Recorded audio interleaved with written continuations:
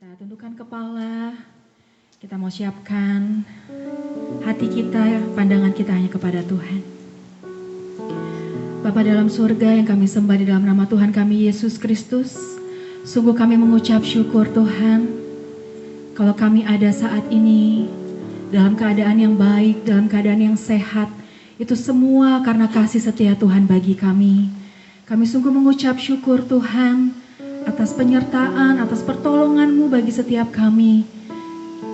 Saat ini Tuhan, di tengah-tengah pekerjaan kami rindu untuk datang kepadamu Tuhan. Kami rindu Tuhan untuk bersekutu dengan Engkau.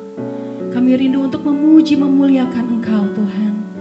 Terlebih lagi kami rindu untuk mendengarkan suara firman-Mu. Sebab firman-Mu itulah yang bisa menyegarkan jiwa kami Tuhan. Saat ini Tuhan, kami yakin dan percaya Engkau ada di tengah-tengah kami, siap melawat setiap kami Tuhan yang rindu akan Engkau. Kami mau buka persekutuan doa kami ini di dalam nama Tuhan Yesus. Yang percaya sama-sama kita katakan amin. Saya undang bangkit berdiri. Mungkin boleh kasih salam kiri kanan. Kayaknya bisa semuanya sih ini. Berikan senyuman yang terbaik. Mari kita mau memuji Tuhan bersama-sama. Haleluya.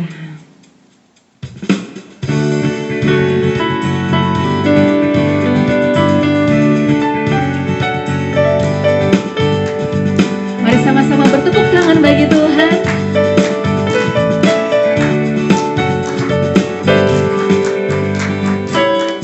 Kejaplah dan lihatlah betapa baiknya Tuhan itu. Rasakan dan nikmati kasih setia Tuhan. Kecaplah dan lihatlah betapa baiknya Tuhan. Yes. Rasakan dan nikmati kasih setia Tuhan. Syukur bagimu Tuhan. Segala hormat bagimu Tuhan.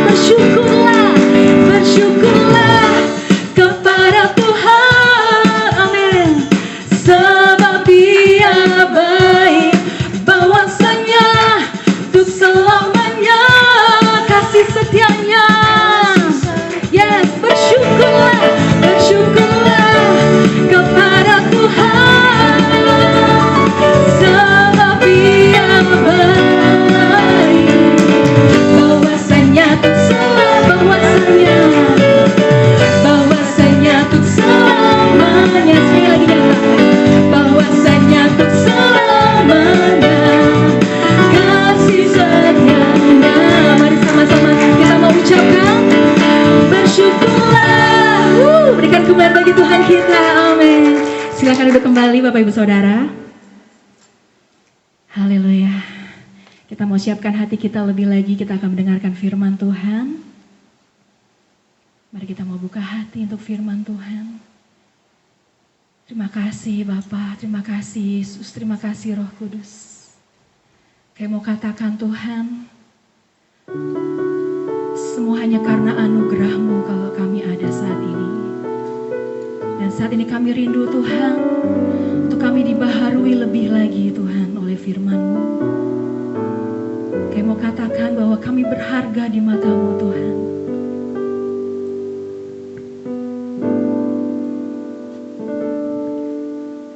Tuhan, Kau sungguh besar,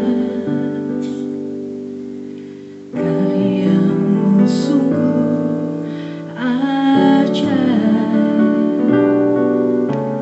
tiada hentinya ku mengagumi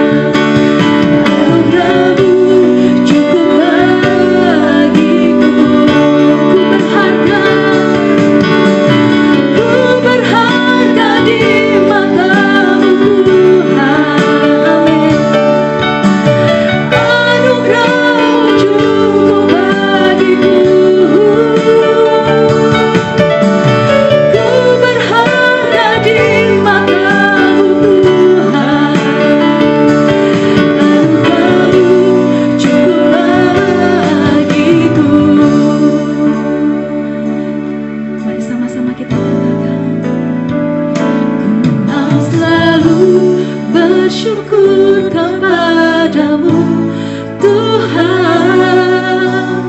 Anugerah-Mu mempesonaku selalu dan selalu, selalu dan selalu. Kau angkat hatiku, Kau membuatku berharga. Lebih lagi nyatakan, ku mau selalu, mau selalu. Saya serahkan kepada Tuhan.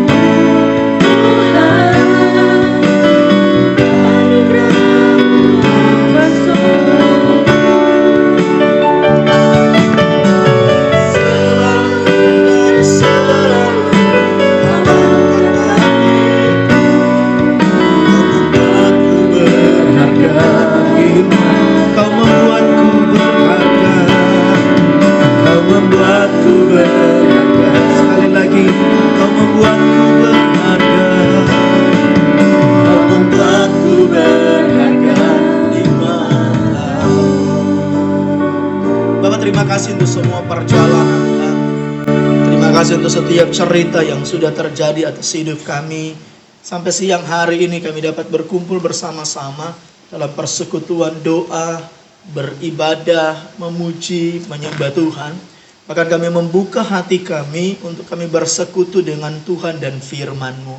Bapak, hamba berdoa, mari Engkau bekerja, menjamah dan bila firman-Mu membuka pewahyuan yang baru, memberikan pengetahuan, memberikan sebuah hikmat yang daripada Tuhan, dan menyegarkan kami, memulihkan kekuatan kami, dan memberikan keyakinan kami kembali tentang Engkau yang ada bersama-sama dengan kami. Kuduskan dan urapi hamba-Mu, sembunyikan di belakang salib-Mu, dan Engkaulah yang nampak dengan jelas lewat firman-Mu. Kami buka hati kami dengan sukacita bersekutu dengan firman-Mu, dan kami sudah berdoa dalam nama Tuhan Yesus Kristus. Haleluya. Amin. Puji Tuhan, selamat siang, salam sejahtera. Ya, silakan duduk. Salam sejahtera buat kita semua. Senang sekali kembali ke tempat ini, saudara. Saya dihubungi beberapa bulan yang lalu, saudara, sama saudari Yesi. Dan kemudian hari ini bisa jadi. Terima kasih buat pengurus yang mempercayakan saya dihubungi sama Bapak Raymond. Ya. Dan ya, saya suka geli karena sama-sama.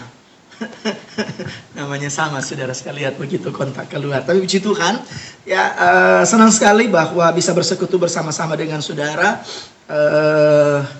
hari ini. Saya dikasih tema tentang kepuasan, saudara ya. Saya coba mengambil sudut pandang, saudara, di hari ini saya sampai jam 12:50. Oh iya. Ya, suka kebablasan, tolong diingetin aja ya. Ya. Jadi saudara, bicara soal kepuasan, saudara, saya mau mengambil sebuah sudut pandang tentu dari Alkitab. So, saya lihat nih muka-muka udah puas sama hidupnya sih sebenarnya ya. Muka sih puas, hati nggak tahu ya. Puji Tuhan, saudara. Hari ini kita mau belajar secara sederhana begini, saudara. Kepuasan itu saya coba pelajari, saudara, secara umum. Ternyata saya berada di satu kesimpulan begini. Kepuasan bisa kita terjemahkan tentang sebuah perasaan senang dan lega, gitu ya. Tadi worship leader bilang tanggal 25, saya nggak ngerti, tapi saya lihat atmosfernya jadi enak itu begitu ngomong pas tanggal 25. Saya nggak tahu apa yang terjadi dengan saudara di tanggal 25 ini, saudara. Tapi something yang membuat saudara senang, sesuatu yang membuat saudara lega, saudara. Kepuasan itu kan selalu dihubungkan dengan sebuah perasaan positif, sebuah perasaan yang timbul karena saudara mencapai apa yang diinginkan, atau karena saudara mengalami sebuah pengalaman yang sesuai ekspektasi, sesuai dengan harapan saudara. Tetapi kemudian saya mengambil kesimpulan bahwa kepuasan adalah berbicara terbanyak tentang sesuatu yang terjadi di perasaan saudara, sesuatu yang terjadi di dalam hidup saudara, dalam jiwa saudara. Jadi kita puas ketika kita mengalami atau mencapai apa yang kita inginkan, atau kita mengalami pengalaman yang sesuai ekspektasi. Tetapi masalahnya, faktanya, fun fact-nya, hidup itu selalu membawa cerita-cerita, fakta-fakta kehidupan yang sering kali banyak berbeda dengan apa yang kita inginkan. Hidup memberikan kenyataan kepada kita. Saudara sudah punya planning, sudah punya perencanaan, sudah punya keinginan, sudah punya kerinduan gitu kan. Sudah punya schedule atas hidup saudara, pencapaian saudara, prestasi saudara, dan hal-hal yang saudara ingin capai dalam hidup saudara. Dan saudara sudah memiliki sebuah kerinduan bahwa ketika itu terjadi, maka itulah puncak kepuasan saudara. Ketika saudara mengalami 1-2 hal, saudara sudah bekerja di karir saudara, di bisnis saudara, di keluarga saudara, di pelayanan saudara, ada titik poin-poin dalam hidup kita. Saudara berpikir, kalau saya sampai di sini saya pasti puas. Kalau saya sampai di sini saya pasti puas. Makanya saudara kerja keras, saudara usaha, saudara ke gereja, saudara beribadah, saudara melayani. Tapi faktanya hidup sering kali membawa kita di cerita yang berbeda. Hidup seringkali membawa kita kepada perubahan, di mana ketika perubahan itu terjadi kita nggak siap. Seringkali hidup membawa kita kepada kenyataan yang membawa kita itu nggak puas. Yang membawa hidup saya dan saudara seringkali patah. Bahkan jujur, berapa banyak kali bahkan dalam perjalanan spiritual saudara, saya mau setia, saya mau sungguh-sungguh dengan ekspektasi everything will be okay. So setia, so puasa, sudah mengikatkan diri dengan Tuhan. Tetapi di musim itu pun ada sesuatu yang terjadi yang bikin kita patah. Ada fakta-fakta kehidupan yang out of control dari kemampuan kita. Ada fakta-fakta kehidupan yang tiba-tiba membentur hidup kita, yang kemudian seringkali kita mengalami sesuatu yang gak puas. Padahal ada berkat, ada pekerjaan, ada usaha, ada keluarga. Tapi itu pun gak cukup untuk memuaskan saya dan saudara. Akhirnya saudara, saya memiliki kesimpulan di awal ini. Ya, saya perlu kasih tahu kesimpulan di awal, jadi belum mau selesai khotbahnya. Kesimpulan di awal begini saudara. Bicara soal tentang kepuasan, saya menemukan begini. Ternyata kepuasan merupakan rasa yang kita putuskan, bukan rasa yang kita inginkan. Ya. Jadi sekali lagi, ternyata kepuasan adalah sebuah rasa yang kita putuskan, bukan rasa yang kita inginkan. Nah, hari ini akhirnya kan memberi sebuah pertanyaan begini. Jadi, apa yang harus kita bangun supaya kita ini memiliki rasa yang puas karena keputusan, bukan karena keinginan. Supaya even situasi kita nggak baik, even perencanaan kita nggak tercapai, bahkan keinginan kita belum kesampaian, kita bisa menikmati hidup hari lepas hari dengan puas. Jadi kita belajar di sini bahwa jadi apa yang harus kita bangun supaya saya dan saudara memiliki rasa yang puas karena keputusan saudara, bukan karena keinginan. Saya mau bawa di sini begini, saudara, supaya kita dapat memiliki kepuasan karena saudara memutuskan, karena rasa saudara memutuskan. Terus kita mulai dengan bagian begini. Kita harus tahu apa yang penting. Kenapa? Karena yang penting itulah yang memuaskan.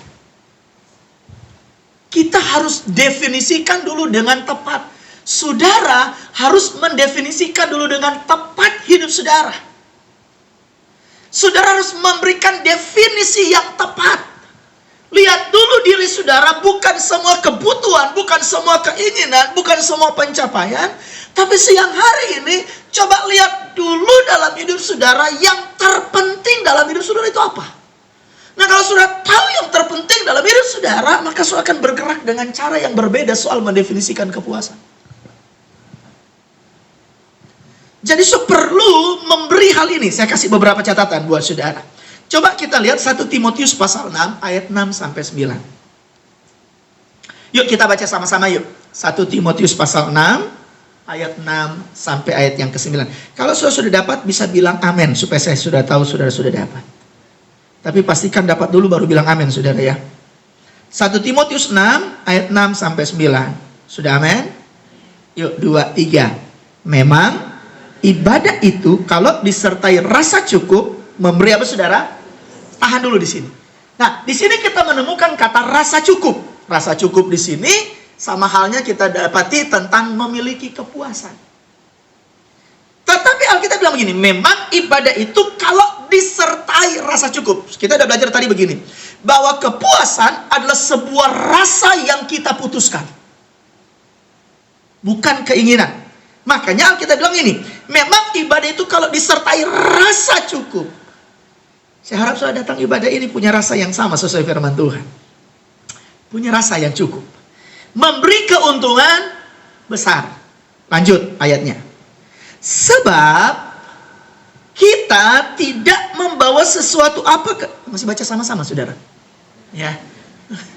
Masih sama-sama saudara ya. Oke, 2-3. Sebab kita tidak membawa sesuatu apa ke dalam dunia, dan kita pun tidak membawa apa-apa. So sebenarnya hidup kita sudah di frame. Sebenarnya hidup kita tuh sudah dibordir dengan kita lahir ke dalam dunia nggak bawa apa-apa, kita pun kembali saudara ke rumah Bapak kita. Nggak enak ya siang-siang ngomongin rumah Bapak saudara, tapi nggak apa-apa sekali-sekali.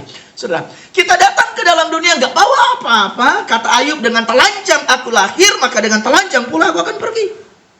Nggak bawa apa-apa. Artinya kita datang nothing, kita pun menyelesaikan hidup ini, meninggalkan hidup ini dengan nothing.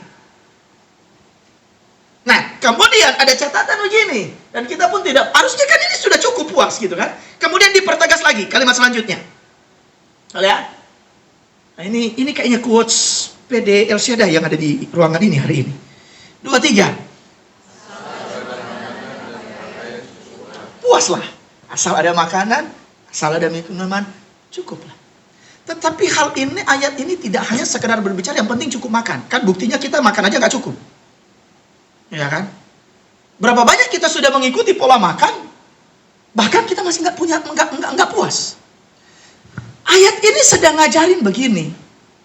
So fokus dulu sama yang penting sama hidup saudara. Kalau sudah fokus sama yang penting sama hidup saudara, maka semuanya tuh cuma sekedar tambahan. Maka saudara akan menemukan rasa yang puas setiap hari. Saudara tidak akan kesulitan untuk memutuskan saya puas hari ini kalau saudara tahu apa yang penting sama hidup saudara. Nah, ayat ini menjelaskan asal ada makanan dan pakaian cukup. Ketika saudara mungkin memulai hari Jumat ini, langsung melihat, wow, hari Jumat ini hari penuh sukacita sebenarnya gitu kan. Tapi begitu tanggal 26, semua tagihan terbayarkan dan menunggu lagi tanggal 25 dengan pengharapan yang sama, saudara ya kan. Tapi ketika saudara melihat hidup saudara, Tuhan terima kasih buat tanggal 25. Dan terima kasih untuk tanggal 25 ini, berkat-Mu mencukupkan semua hal yang penting dalam hidup saya. Saya percaya saya pasti punya makanan, saya punya tempat, saya punya pakaian. Dan kalau saudara memutuskan hal ini dulu yang penting, saudara akan puas. Saudara akan berjalan dengan rasa puas. Jadi hal-hal yang belum saudara dapat, bahkan semua kegagalan yang terjadi atas hidup saudara, itu cuma sebuah part atas hidup saudara yang membuat dan mengajar saudara untuk belajar lebih lagi. Ada nggak ada itu nggak akan berpengaruh. Kenapa?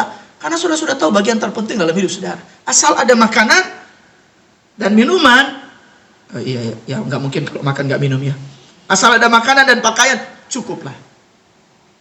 Ya gitu kan? Kalau kita memborder diri kita dengan rasa ini, maka kita akan memutuskan untuk puas. Masalahnya justru di sini kan. Masalahnya justru di sini. Karena masalah kita nggak puas, bukan soal makan, bukan soal pakai. Tapi soal keinginan. Saudara pasti sudah belajar bahwa yang penting itu kebutuhan, bukan keinginan. Tapi berapa banyak kali presentasi terbesar hidup kita, galau, resah, gelisah, takut, cemas, bahkan rela tinggalin Tuhan dan ibadah, hanya karena untuk urusan keinginan.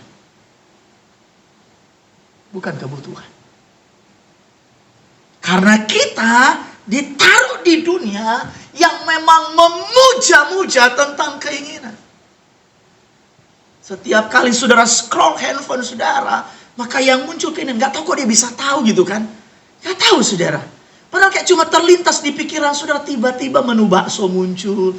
Perasaan aku gak pernah ngomong makan bakso. Tapi kok di reel tuh muncul tukang bakso, review bakso. Akhirnya saudara, menunya ini udah mulai mikir, mau makan bakso di mana ya. Kayaknya kurang enak kalau cuma dekat-dekat sini. Lebih enak makan bakso di Bandung gitu-gitu kan. Ya. Enak makan bakso siang-siang di tepi pantai di Bali. Jadi kebutuhannya bukan bakso, tapi keinginan saudara. Saya ngerti maksudnya. Padahal Alkitab udah kasih tahu, asal ada makanan dan pakaian cukup. Tapi kita kan selalu teriak nggak cukup. Bahkan mungkin beberapa dari saudara bahkan malam udah nggak makan. Sudah sangat cukup lagi saudara ya. Kalau sampai udah nggak makan malam saudara. Tapi kenapa kita masih teriak belum puas? Hari ini saya mau membawa saudara kepada hal yang lebih penting. Coba mari kita lihat bagaimana Alkitab membandingkan tentang kata puas ini dengan apa yang sedang dicari oleh manusia. Bahkan mungkin beberapa dari kita. Coba lihat bandingannya ayat yang ke-9. Yuk masih baca sama-sama ya. 2, 3. Tetapi mereka yang apa saudara? Ingin kaya terjatuh ke dalam pencobaan, ke dalam jerat, dan ke dalam berbagai-bagai nafsu yang hampa dan yang mencelakakan, yang menenggelamkan manusia ke dalam keruntuhan, kebinasaan. Kita dikasih fakta begini, ibadah kalau disertai rasa cukup, putuskan untuk cukup. Dengan makan dan pakai, ibadah kalau disertai dengan rasa cukup, untungnya besar. Tapi di satu sisi ada kebenaran berkata, ada orang yang ingin kaya, ya betul dia kaya. Tapi ternyata kekayaan itu nggak cukup untuk mendefinisikan kepuasan. Kenapa? Karena Alkitab kasih fakta. Dia jatuh ke dalam berbagai macam pencobaan. Ke dalam jerat, ke dalam berbagai-bagai nafsu yang hampa. Hanya menarik orang tersebut. Mungkin dia punya banyak. Mungkin dia memiliki banyak. Mungkin dia mudah untuk mendapatkan apa yang dia mau. Kenapa? Karena something yang kosong dan hampa justru ada di dalam dirinya.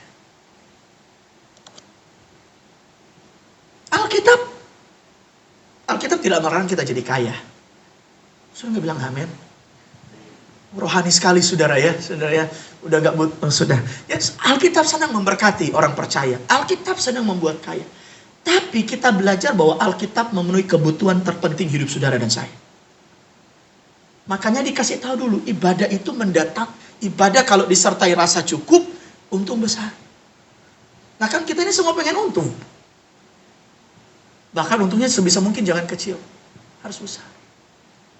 Tapi lihat, orang yang ingin, gak pernah puas dengan apa yang dia punya, maka dia akan jatuh ke dalam pencobaan, jerat, berbagai nafsu hampa, yang mencelakakan dan menenggelamkan. Di perjalanan, saya bawa istri saya hari ini. Saya pikir ada waktu, jadi saya coba ajak dia, dan puji Tuhan dia ikut. Di perjalanan dia ngomong begini, dia sharing, dia curhat.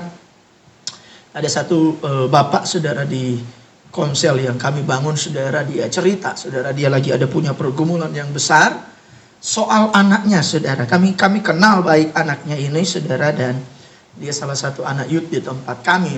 Tapi memang beberapa waktu ini kayak mukanya kusut.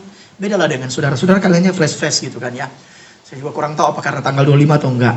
Saudara, mukanya mulai kusut, kok kayak bebannya tuh begitu berat. Akhirnya di konsel, papanya baru curhat, kami keluarga punya pergumulan. Kenapa? Anak saya terlibat hutang online dan judi online. Wah, kaget saya dengar. Alasannya apa enggak saudara? Alasannya sederhana. Pengen cepet kumpulin duit biar cepet nikah. So lihat kiri kanan dicolek, hati-hati.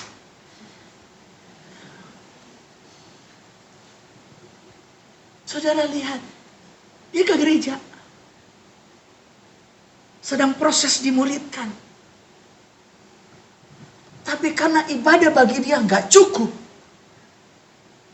dia perlu cara dunia. Akhirnya yang terjadi, jatuh ke dalam pencobaan, jatuh ke dalam jerat, kemudian ke dalam berbagai-bagai nafsu yang hampa, yang mencelakakan, yang menenggelamkan manusia ke dalam keruntuhan. Hati-hati dalam mendefinisikan rasa puasmu. Karena rasa puasmu bisa membawa engkau untuk melihat berkat dan kemuliaan Tuhan. Tetapi rasa puasmu bisa menjadi jerat yang bisa menghancurkan engkau. Hati-hati dalam mendefinisikan rasa puasmu. Hari ini kita belajar rasa puas adalah keputusan rasamu. Bukan dipenuhinya keinginan. Karena ini sesuatu yang ada dan temptation ini begitu kuat yang menarik kita. Ini benar-benar ada dalam daging kita yang sering kali saudara kita nggak niat. Tapi kalau ibadah bagi kita nggak cukup, maka kita akan cari tempat yang lain. Hati-hati dalam mendefinisikan rasa puasmu. Karena Alkitab membandingkan tentang kekayaan atau keuntungan dengan ibadah yang disertai dengan rasa cukup. Ibadah bukan cuma menetralkan daging kita. Tapi ibadah membuat kita mengerti apa yang penting dan yang tidak penting. Apa yang kekal dan apa yang fana. Apa yang mulia dan apa yang hina. Ibadah harusnya membuat saudara cukup. Bukan karena berkat jasmani. Bukan karena mujizat. Bukan karena sekedar jawaban doa. Tapi karena sebuah keintiman yang dalam yang saudara dapati. Saya kasih ayat lagi saudara. Coba saudara lihat. Dalam Injil Matius pasal 4 ayat 1 sampai 4.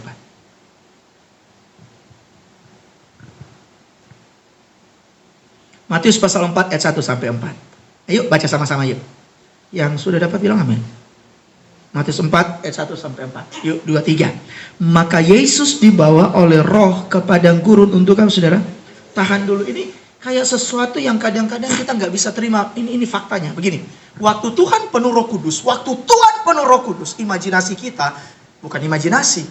Waktu seseorang penuh Roh Kudus, apalagi ini penuh dengan kuasa Roh Kudus, wah itu akan bergerak dengan kuasa yang besar. Tapi perhatikan, jernih pertama ketika seseorang dipenuhkan, jernih pertama ketika Tuhan Yesus dipenuhkan oleh Roh Kudus, bukanlah dibawa kepada pelayanan, bukanlah dibawa kepada mengubah mujizat, mengubah air menjadi anggur, bukanlah membawa kesembuhan. Jernih pertama seseorang penuh Roh Kudus justru dibawa di padang gurun. Di tempat yang sepi, gersang, di tempat yang tidak populer untuk manusia tinggal. Tidak ada siapa-siapa. Dibawa oleh Roh Kudus ke padang gurun. Untuk apa? Jelas sekali juga untuk dicobai iblis.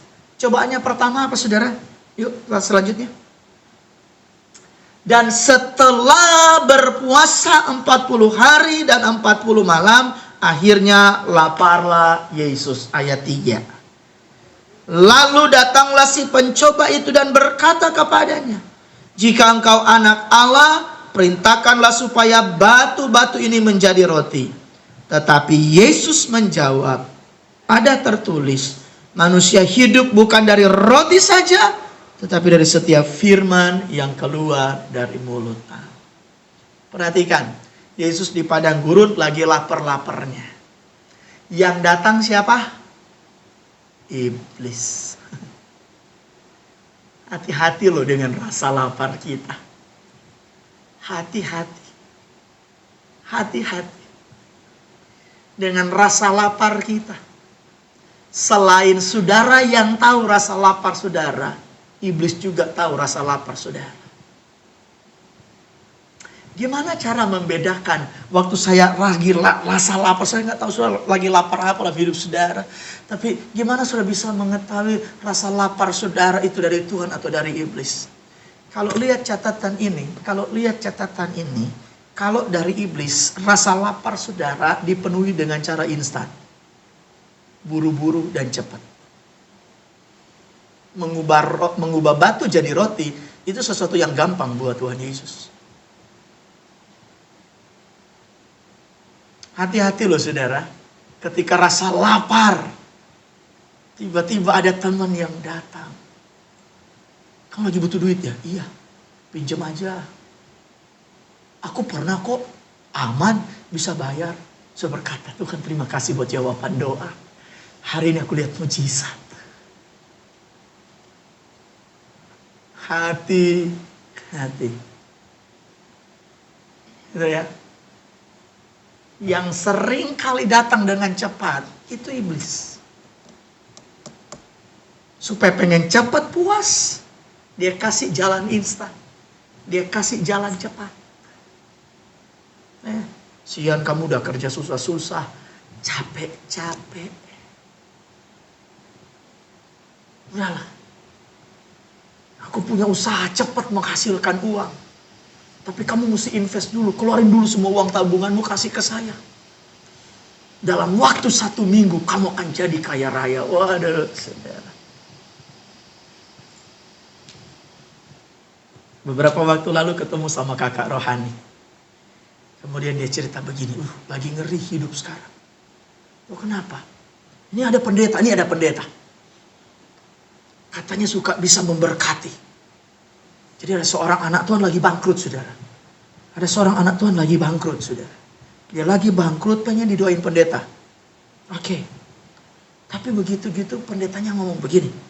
Saya lupa dia suruh ngambil berapa banyak duit. 300 juta. You siapin 300 juta ke saya. Saya punya kenalan di Kediri yang bisa menggandakan uang. Pendeta ngusulin pergi ke orang pintar untuk ngandain uang. Masalahnya dipercaya juga, saudara. Lagi bangkrut, lagi susah datang ke pendeta, pengen didoain. Dikasih ide. Sini, kamu ambil uang 300 juta. Dibawa, mereka bawa saudara sama pendeta ini. Mereka sama-sama pergi ke Kediri. Uangnya ditaruh di tas. Kemudian sampai di Kediri dia ambil tasnya. Dia bilang, kau tunggu di mobil sini ya. Saya mau pergi dulu. Dia pergi sekitar berapa waktu lamanya. Dia kembali saudara. Terus ditanya, gimana? Tunggu, saya lapar. Cari restoran, saya mesti makan. Dikasih makan, saudara. Soalnya kasih makan, saya mesti tidur. Dicariin hotel. Cari, saudara. Kesimpulannya, uangnya nggak ada. Hilang gitu aja.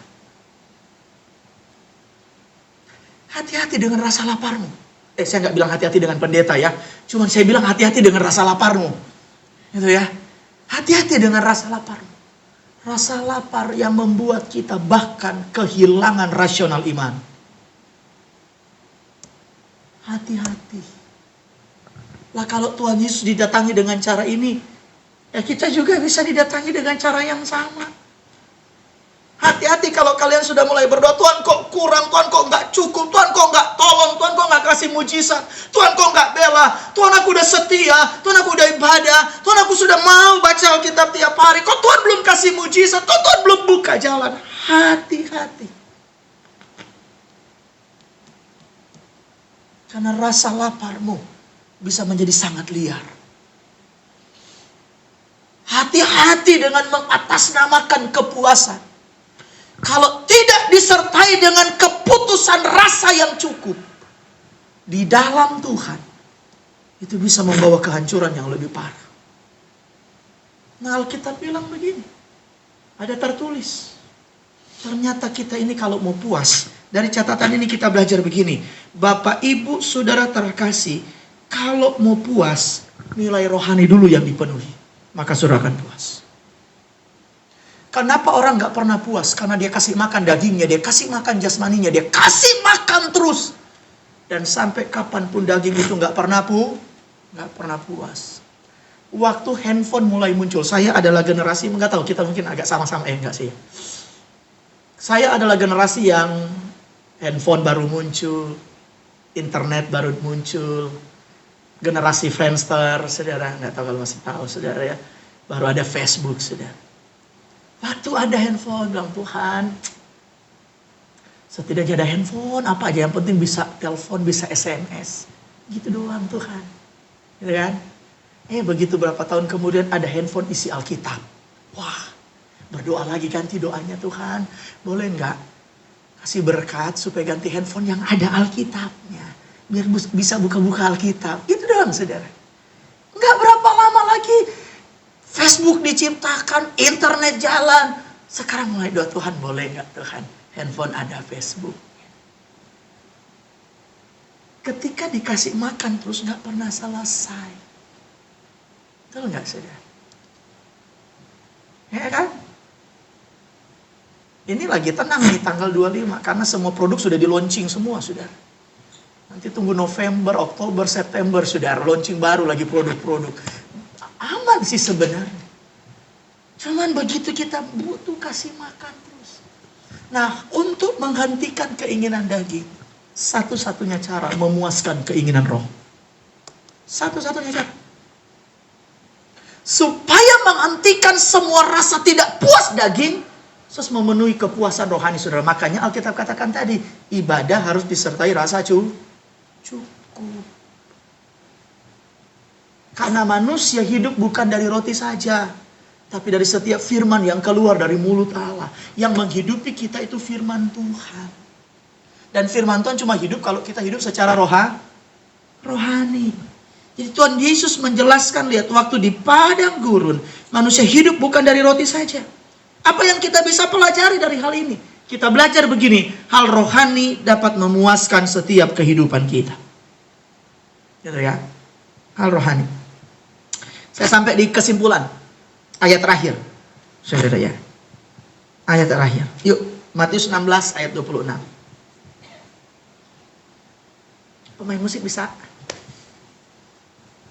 Kita nyanyi pujian yang tadi ya. Matius pasal 16 ayat 26. Soalnya saya tinggalin buat saudara untuk jadi renungan, so bawa pulang.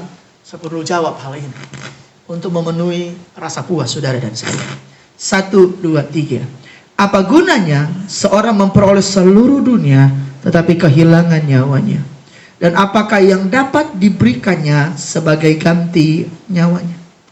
Tuhan Yesus berkata, apa gunanya seseorang memiliki seluruh dunia kalau ia kehilangan nyawanya? Yang perlu kita renungkan hari ini, yang perlu kita renungkan bahwa kepuasan atau rasa cukup kita seharusnya dibangun bukan berdasarkan nilai-nilai jasmani yang berujung kepada hal yang fana, sia-sia, hampa, dan neraka. Tetapi kita perlu serius untuk memutuskan rasa puas kita dibangun di dalam nilai-nilai rohani yang membawa kita kepada kekekalan sampai kepada kerajaan sorga. Kita puas karena Tuhan buat kita. Kita puas karena firman Tuhan menjadi menu utama yang memenuhi setiap hidup kita. Kita puas karena kita memutuskan ibadah lebih dari cukup dalam segala hal. Makanya ketika kita dekat dengan Tuhan, ada mujizat, ada berkat, ada keajaiban, ada jawaban doa. Saudara butuh apa? Tuhan penyedia ajaib buat saya dan saudara. Berhati-hati dengan kepuasan saudara. Mari bangkit berdiri bersama-sama.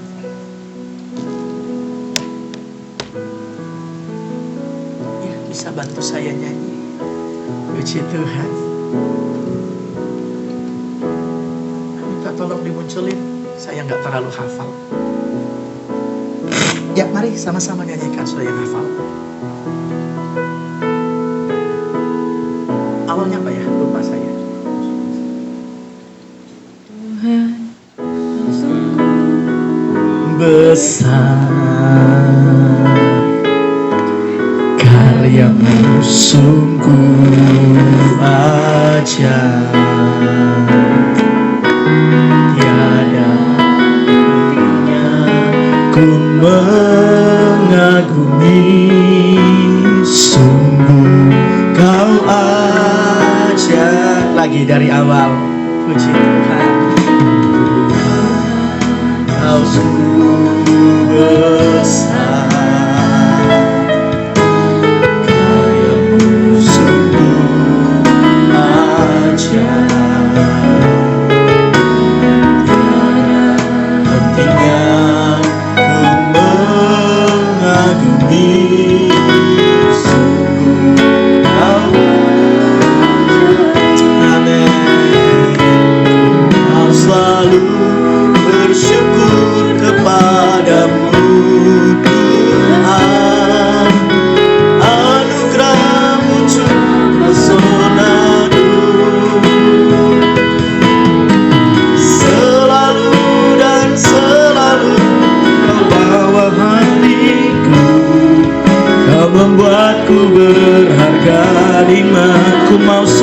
bersyukur, mau selalu bersyukur kepadamu Tuhan.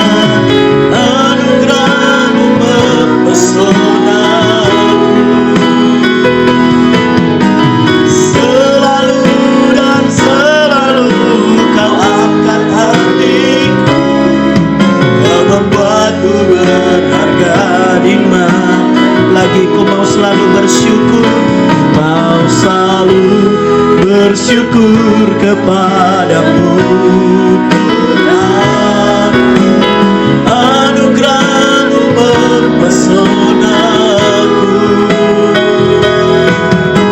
selalu dan selalu Kau angkat hatiku, Kau membuatku berharga di mana. Tundukkan kepalamu, tutup matamu dan buka hatimu, dan biarkan firman Tuhan bekerja dalam hidupmu hari ini, memberi renungan yang kuat, supaya saudara puas setiap hari yang sudah lewati.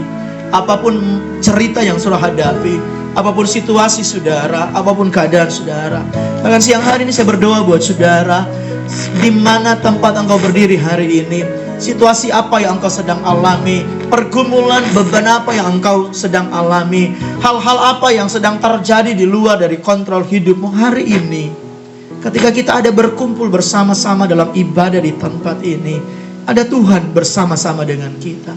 Ada firman Tuhan yang dilepaskan, dan Tuhan mau sudah merayakan setiap hari-hari saudara, apapun ceritanya, semua menikmati setiap hari-hari saudara.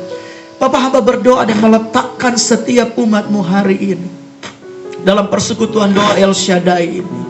Hamba serahkan hidup mereka, cerita hidup mereka, struggle mereka, beban mereka, setiap kegelisahan, setiap kekhawatiran, kecemasan mereka, setiap rasa kurang mereka. Bapak hamba berdoa hari ini firman-Mu bekerja, menjamah satu persatu, dan di dalam nama Tuhan Yesus Kristus, Tuhan hadir dan memberikan rasa puas dalam hidup mereka. Sehingga mulai hari dan seterusnya, kami memutuskan untuk hidup puas dengan apa yang Tuhan kerjakan atas hidup kami. Tuhan bekerjalah dengan firman-Mu, menjamah setiap kami, melawat setiap kami.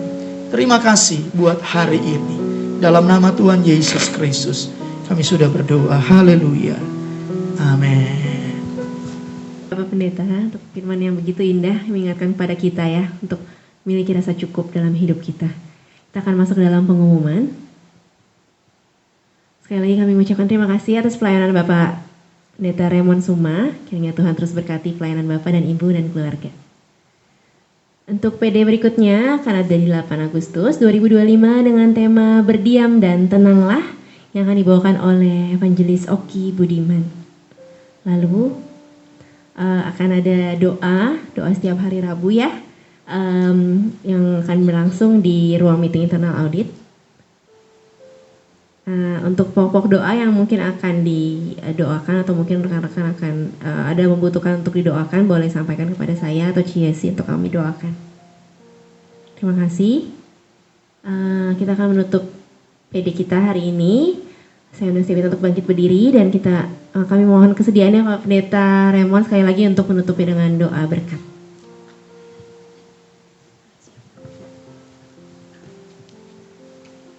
Puji Tuhan, mari kita dudukkan kepala kita berdoa. Bapak terima kasih buat hari ini, buat persekutuan kami.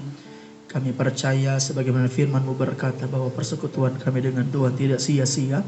Maka ulurkan kedua tangan-Mu dan letakkan ke atas kami yang sudah datang beribadah, bahkan sudah melayani Tuhan dan pekerjaan Tuhan. Berkat Allah rohani jasmani Engkau limpahkan mengalir memberkati kami di dalam nama Tuhan Yesus Kristus. Berkati keluarga kami, berkati suami istri, berkati anak-anak kami, berkati hidup kami, berkati masa muda kami, berkati pekerjaan kami, tugas tanggung jawab kami diberkati oleh Tuhan. Bahkan setiap rencana, setiap hal-hal yang sedang dibangun oleh anak-anak Tuhan, Tuhan dampingi, Tuhan kuatkan, Tuhan bela, Tuhan sertai. Bapa hamba berdoa, angkat tinggikan dan permuliakan nama-Mu di dalam dan melalui kehidupan setiap umat-Mu hari ini. Bahkan mereka ada di perusahaan ini. Mari Tuhan pakai mereka untuk menjadi terang. Mereka bekerja dengan baik, dengan jujur, dengan setia. Tuhan pakai mereka sehingga hidup mereka, tingkah laku mereka, perkataan mereka mendatangkan berkat.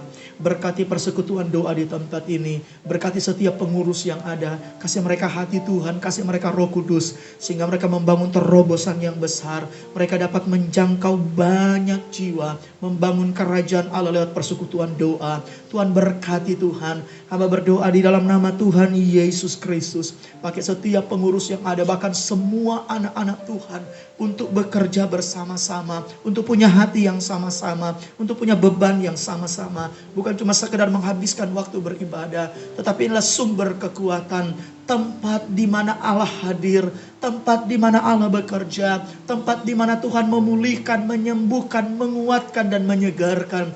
Biarlah persekutuan doa ini di dalamnya ada Tuhan yang bekerja, sehingga semua orang menginginkan untuk selalu ada di dalam persekutuan doa ini. Tuhan berkati Tuhan. Setiap jam-jam ibadah, setiap jam-jam doa, Tuhan hadir, Tuhan melawat, dan Tuhan bekerja di dalamnya.